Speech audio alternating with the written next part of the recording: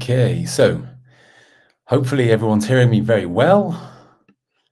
Hello, hello. So it would be extremely unprofessional of me to say that I had last second technical issues that I wasn't expecting. But I'm still here. So please, can you tell me if you can hear me? This is really important now because I've promised a fast stream. There are a lot of you present, and sometimes an issue can be that uh, I don't get the messages immediately from LinkedIn. That can be an issue from my streamer. So those of you who know me and have my WhatsApp, feel free to send me a WhatsApp to tell me that all is well. And I'm going to assume that it is the case because I'm not yet seeing the messages come up, but I know that you are there. So what is the subject for today?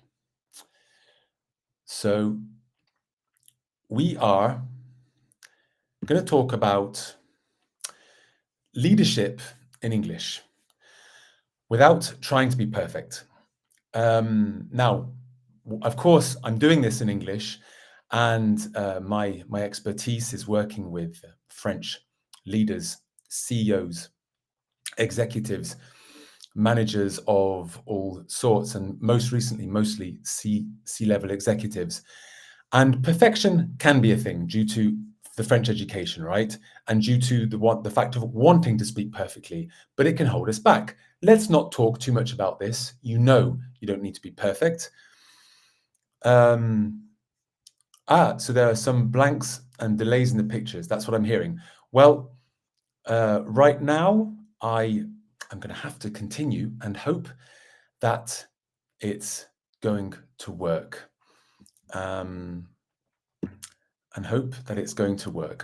So let's continue and hope that all is good. So on the subject of leadership, so why are you here? Please share. It could be more partnerships. It could be more fundraising. It could be more influencing teams. It could be general communication. Feel free to share that with me, please. And I'm going to show you exactly what we are going to do today. Our focus today, we're going to look at framing. And this is how to structure ideas for maximum clarity and impact. You know this is important, but framing, keep in mind, is not just syntax or English.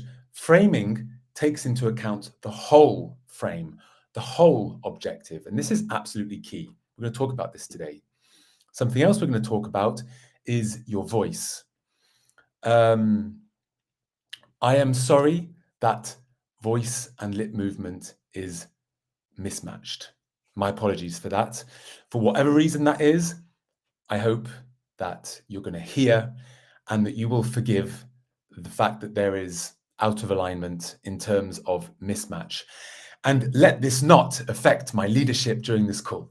So we're also going to talk about voice, how to boost authority beyond your accent, because we're talking about leadership, and of course, I live in France, and the second language aspect can create issues. This can be an issue, and we do not want it to be an issue. So, how to boost authority with your voice beyond accent. We're going to look at presence, how to embody confidence, so leadership speaks before you do. So this presence has an aspect of body language, and we are also going to talk about the common misconceptions that stunt action and progress. For example, if we have the idea that we need to do some sort of body language to be seen as a leader, but we think, I don't want to do that, I encourage you to look at my articles on the subject. You can look at any of my 3 or 4 last articles to know that this is not necessarily the case. You can be authentic and it can be your body language. And also today, we are going to look at one tool that leverages all 3, because something that can make us not act is to think there's so much work. What am I supposed to do here? And my goal here is to also give you the tools that are necessary. So my voice may be mismatched to my moving lips, which, as I'm going to point out, is not very good for leadership. However, I would say it's the attitude that is really important. And we're talking about your leadership now. Please ask your questions, share. I know it's the lunch break. Some of you are just listening. I have posted a Calendly link because I don't always remember to do it at the end. So I did it before it started. Hopefully you will be able to see it. If this is not the case, quickly go on my profile, you will see it. For questions that you cannot ask because maybe you're doing this during your lunch break, but you're interested in the subject. So are you ready to go? I'm ready to go, so let's go. So some common issues now. For example, my way is the best way. Now, even if I don't say it, everybody thinks this. We all want to do it our way, right? We're going to talk about this today. I'm not saying your way is not a good way, and I'm not saying that I don't want to do things my way. I'm going to give 2 points. One point is the fact that there are different leadership profiles. We're going to talk about them, or I'd say a different tendency. And according to that tendency, we want to do things in a certain way. However, when someone just said no lunch for the boss. Nice. Yes, absolutely. So when we have a way we want to do things, however, it goes against the objective of what we want to be able to do. So it could be a partnership objective, a very specific objective. It could be to understand exactly what a person needs. The fact that we want to act, that we want to get a result fast, because this is a tendency, or we want to be very analytical, but we have to be more communicative and drive a result. These are very important. Our tendency sometimes goes against what is the best way for a situation. We're going to talk about this, but also I've worked with leaders, and one of their issues was, yeah, but I don't do it that way. I don't like to think about mental. I'm more of a logical person. So what you're saying, doesn't seem logical to me. So it took longer to get the result because I had to dance with the fact that say, no, I want to do it my way, instead of being a little bit open and saying, okay, what is behind this framework? So let's go a bit further. Another a common issue is I have a fixed leadership role. You've probably understood this. So you do have a leadership role, and it probably is quite often similar, but is it a fixed leadership role? Well, keep in mind your dominant tendency. Now, we have a tendency to try and define our leadership role by our tendency because it's easier to think in that way. It's just easier. And here's another thing. When stress comes in, when stress hits, and what I mean is the stress of the stakes of the situation, we could win big, we could lose big. And that creates a very tangible, I would say we're stimulated, and we could call it stress. Now, this type of situation makes us flip, makes us go to our natural tendency. We have a tendency to do that. So keep in mind your natural tendency, because this can be a common issue. And remember that the natural tendencies can be more action. Maybe you're someone that I get frustrated, I need action. Frustration will lower your leadership capacities. You could be someone who likes more reflection. Let's analyze this correctly. And if people aren't analyzing because it's time to do something else, that can make you frustration. The studies have proven it without a shadow of a doubt. Studies starting from the very early 2000 right until 2015, studies on how our brain and how the emotions of such as frustration deeply impact our leadership and our capacities, our cognitive functions. So you do not have a fixed leadership role. And remember your tendency, and maybe your tendency is more collaboration. You like collaborating, but it's time to act, or it's time to be very analytical as a team. And this can create frustration. And again, you're not going to be able to be analytical because you've flipped into frustration. And some people like to see harmony, like to encourage harmony. This is of course a huge leadership quality. However, this tendency will also be to not like to have disagreements, or disagreements were a heated debate. And the problem is, when this kind of thing happens, the issue is that, again, frustration, and you can flip into something that is counterproductive. So keep this in mind. And this is why the tool that I'm going to present later is the solution for all of these issues. So let's go on to the actual solutions.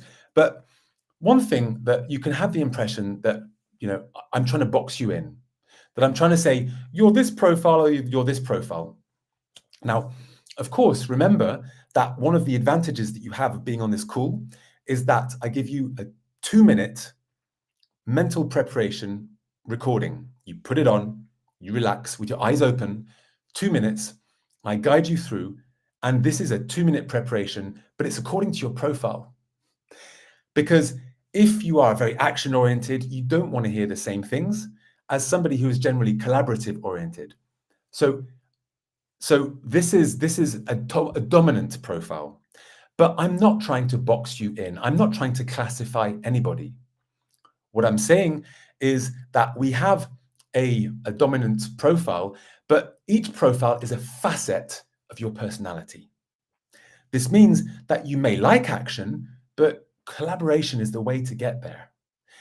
But the question is, what do you flip onto? And I have a question for you later that is going to help you to identify what the actual issue is. And if you want to have the recording, the audio, the 2-minute mental preparation audio, I need to know what, I'm going to have some questions for you to know what your dominant profile is. I'm curious, am I still out of match with voice and vocal? If I am, real pity for me. Let's go now. So are you ready to go?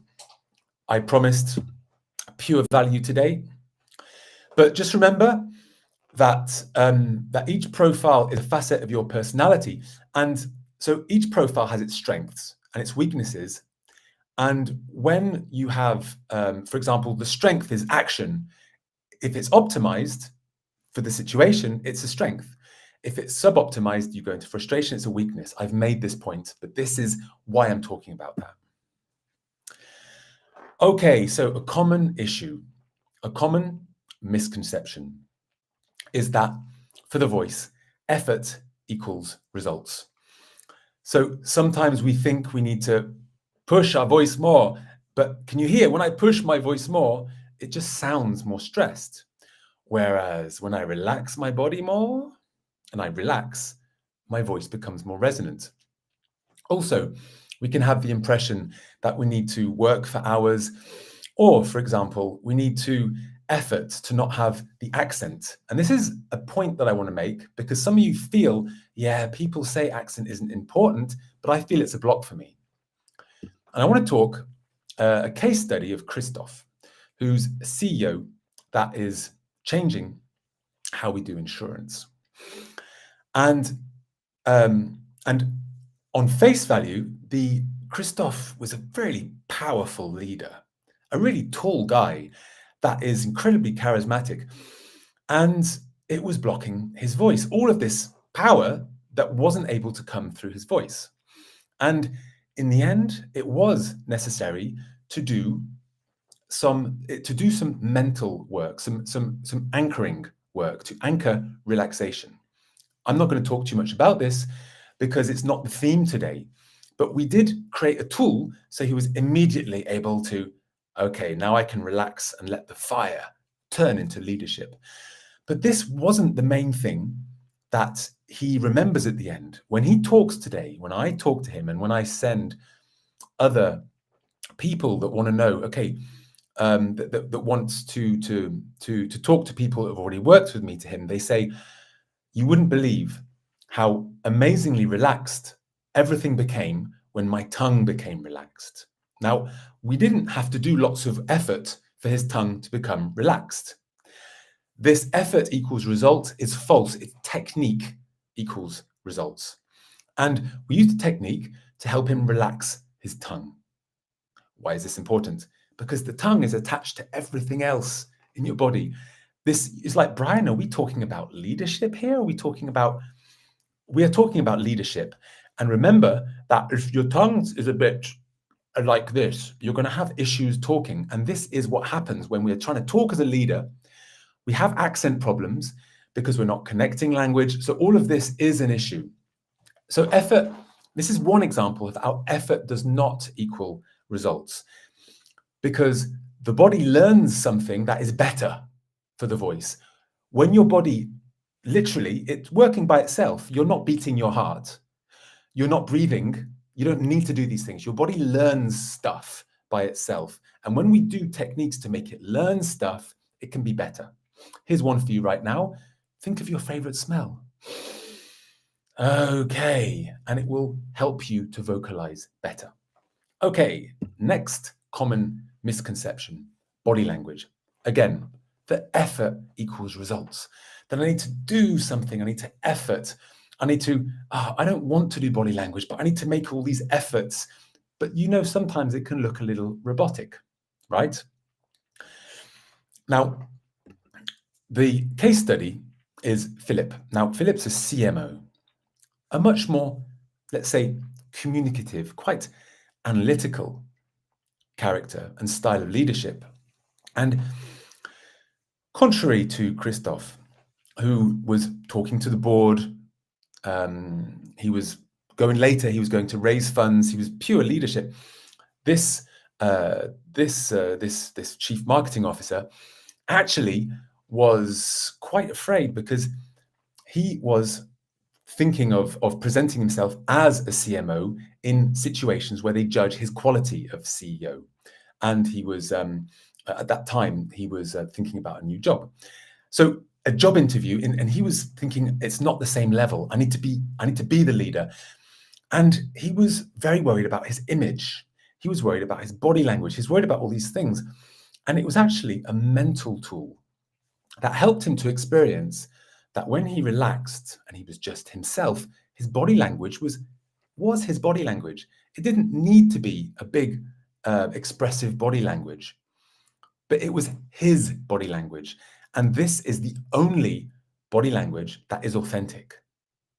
It's when you're connected to your conviction, and it's not about effort. It's about connecting to your conviction.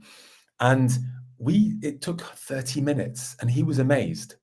It's not effort, it's technique. So just remember that it's about connecting to your conviction and about really being authentic to yourself, which sounds kind of cheesy, but we're going to see the techniques after. Another issue is framing. This is very practical now, right? We're talking about the frame of the situation. Some would consider the frame the keywords that I use. And while this is true, while your keywords are very important, strong words, strong sentences, working on your pitch, absolutely true.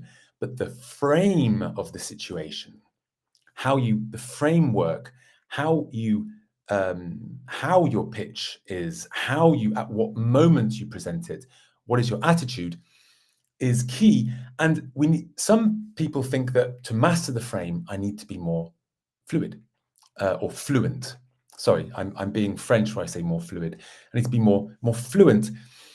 And this is not actually strictly true. A lot of leaders have the issue of talking too fast, using too many words, not slowing down, and saying just what needs to be said. And repeating, repetition is so key. And it's the we would say the no-brainer that when we put it into place actually has the greatest effect. The use of repetition in a structured framework. And another idea that is a common issue is the idea I must master the frame. Me against the frame. Now, this is not true. You need to fit into the frame and adopt the most useful, let's say, profile expression. Do you need, for this frame, do you need to be more action-oriented? Do you need to be more analytical for this frame? Do you need to be more communicative? Do you need to create harmony in this frame? These are the common issues. And now the case study is Sebastian, who's a CEO and a CTO. So as you can see from this double role, he needed to raise funds. He needed to raise funds fast. And the issue was that he thought he needed to master the frame. He thought he needed to be fluent. And he was concentrating only on that. And he was someone that's quite analytical, very, very clever. But what was actually necessary was to go to the frame, realizing that the other person's questions were actually more important in this case. What was the frame? The frame for him was raising funds. The frame for him was to understand and accept that he didn't control every question that was going to come. So it was necessary to create a framework for him to say, okay, based on what you've said, and to take his time to do that. And this, again, is a very common tool where you have a basic idea, you repeat the content and you repeat the idea. I talk about this all the time, but when we actually use it, this frame creates leadership. It creates big nods, people going, yeah, yes, okay, got it, yes, absolutely fantastic.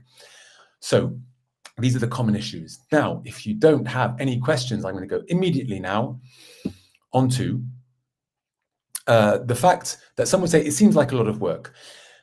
As I'm going to show you now, not if you have a proven framework. What is the proven framework? Now, the approach that I talk about, because very often we're like, okay, this is interesting. What's the approach? The approach is cognitive and behavioral performance. That is the approach that I use. And I used to say behavioral performance. And people used to think, because we work on body language. But remember, when your body language is more relaxed, because you are more relaxed, cognitively, you're going to think better. Everything is going to be more, you're going to be better in your professional performance, your thinking. Everything is going to be on a higher level. And I'm going to show you why that is the case right now. I'm going to talk about a mental facet, which is all about the mental focus and your conviction, the conviction. It's key, but also the speaker, like the person that's actually speaking. We breathe in and we say something. It's not just mental, of course. And we have the framing, which is the communication style and the strategy. All of these look like very different approaches, but I want to remind you something that is absolutely key. And this is that they all interact with each other. Now, very often, some people would prefer to work on the speaker. I'm going to improve my voice, and it's going to make everything better. And yes, to some degree, this is true. If you make your voice more clear, and let's just say that you identify keywords that you say very intentionally. Keywords. You use repetition and people think about keywords. Oh, wow, keywords are really important. That's what I'm doing with my repetition. However, if I don't frame it in a certain way, the keywords are lost. So framing is very important. So maybe you could think, I'm going to go all in on framing. And this will improve if you are more at ease in the frame you've created, it will improve how you speak. You will naturally have more free body language. And by the way you focus and think, your soft skills, the way you analyze the situation will be better if you create a frame that actually helps you to think better and actually is better for the situation. Less frustration, better thinking. And this is true. Or you could just want to focus on what is my mental focus? I'm going to focus on always being optimal. I'm going to focus on my conviction. I'm going to keep my mind focused on what I want, even if the situation goes, less like I want. And this too does improve how you speak, and it will improve the frame. However, the best way to do it is to look at all of them at once. Because if we do one at a time, as we all have a tendency to want to do, it's going to be less impactful. So how can we do that? This is a tool that I call the frame. If you look on my content, you will see different explanations of this. Now, first thing I would like to say is, why does it work? Now, it works because we all have a tendency, a way of thinking. And one thing we try to avoid is thinking negatively, because that's not going to help, is it? And I use a backwards approach because when we don't think negatively, we deny what we're afraid of. But there is information in what we are afraid of. One example, let's just say Christoph, who was a very action-oriented person in a leadership situation where he needs feedback from the team, and he needs the team to give feedback. Instead of telling them to give feedback, the approach, of course, is that he encourages feedback. It's not the same posture. He's going to stay open, be patient. That is what the strategy he's going to use. However, if I say, okay, so do that strategy, he'd be like, I don't know, I want to force it. So the F of frame. The F of frame is, I'm going to give all of it. And I don't want you to be distracted by that. So the F of frame is your fear. Always ask yourself, what do I not want to happen? When you ask this, you go, okay, I definitely don't want them to close up. And I don't want them, in the case of Christoph, I do not want them to close up and to avoid answering and say, yeah. And as they usually do, just to agree with me, because they always agree with me, which is good when you're a leader that wants action, but he wants feedback here, right? So when you ask, this is the main thing I want you to get from this, actually, is this back to front tool of asking yourself the question, what do I not want to happen? Because from there, you can create a strategy, because based on your experience, based on your tendencies, unconsciously, you know that. And your fear is in your subconscious. This question opens up your subconscious. What do you not want to happen is your key to better framing of the situation. So let's look quickly at the tool before I have to go. Wow, time has gone by so fast. I'll go a few minutes over time because I was a bit late. This is an overview of the frame tool. Now, so for the frame tool, the first step is you clarify your fear. The second step is you need to realize, actually, you need to become conscious. You could be just like, okay, I'm in fear of that. No, stay there. Okay, that's what I want. You need to become conscious of what the actual issue is. You're actually afraid of something. What is it? And then you need to apply a best practice. So a best practice would be a communications framework, and you're going to apply it. A great one is, for example, as I've mentioned in other cases, the finer, to be fine in your communication. Imagine something happens, you're not happy, and you're like, oh, I don't want to have a go at this person. I don't want the person to argue. So you need to be factual. You need to make it clear that you are giving your impressions, because then that can't be argued with. And then you need to talk about needs, right? This is nonviolent communication, by the way, right? And then you need to ask for something concrete to move. You need to move it forward. F-I-N-A. It's finer. It's a finer way, or the French would say fina. It's a finer way of moving forward. So apply a best practice, but then you need to map it out. If you don't map it out in the situation, you're like, okay, what was it? You need to sit there and map it out and be clear on how you're going to do this, and then elaborate a tool or a script. It can be writing down on a piece of paper or something. The fact of using this frame tool will allow you to actually move forward and to actually be prepared, mentally prepared, but also you can actually also go to the situation, because when you apply best practice tools, it changes the way you think, but it also changes the way you frame, and you'll be more relaxed. So that is also going to change your body language, because you're more relaxed, you're less tense, everything will be better. That's why I've chosen this tool to present to you. So what are your questions? If you have any, we've gone slightly over time, but let's not worry too much about that. I don't think there was anything else. So please tell me, what are your questions, my dear leaders? And hopefully I'm not completely out of sync with you. What is really important is that I'm not out of sync with you.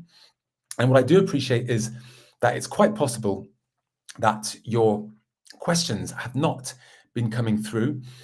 And I can see that on YouTube, my calendar link is on YouTube, but not necessarily elsewhere. However, you know who I am. You're on this live. If you have questions, you want to know how to apply this finer tool, if you want to know, more about how you are going to actually apply it to your leadership profile situations, don't hesitate to book a call. Definitely book a call, a short 15-minute call, and equally just DM me more about, what is this 2-minute leadership mental preparation profiles. DM me asking about that as well. And if there are no further questions, I will say thank you for now. And it's been a great pleasure. I'll leave a little bit I will leave the last part of the screen on for you. So if you want to, you can go up and book a call. It's been a pleasure talking to you. Thank you very much, and see you all very soon.